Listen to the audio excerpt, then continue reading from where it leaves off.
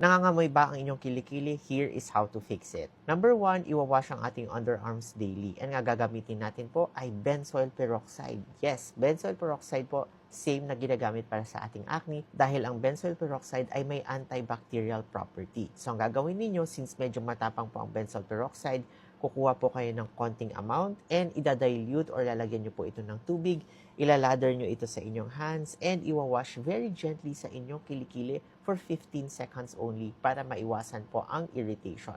You can do this twice a day, morning and evening. And number 2, pagkatapos i-wash ang underarm, dry it completely. Kasi guys, yung mga bacteria na nagkakos ng odor, mahilig po sila sa moist environment. So, kailangan make sure na hindi po basa ang ating kilikili. Number 3, pwede tayong gumamit ng mga antiperspirants kagaya nito para makontrol po ang ating sweating. Kasi again, pag nagkaroon po ng excessive sweating or sobra-sobra ang ating pagsisweat, then magiging mas happy po, magiging active yung ating mga bacteria na nagkukos ng odor. And i-apply natin ng ating antiperspirant thinly, wag masyadong makapal, at bedtime po. Yes, at bedtime po, para mag-form yung mga crystals ng antiperspirant doon sa ating mga sweat ducts, and mabablock po ito. Hindi na po makakadaloy ang ating mga sweat or pawis doon sa mga ducts kasi na-block na po sila ng ating antiperspirant crystals. Alright guys, for more skin tips that work, follow me and Basta Acne DMD. Bye!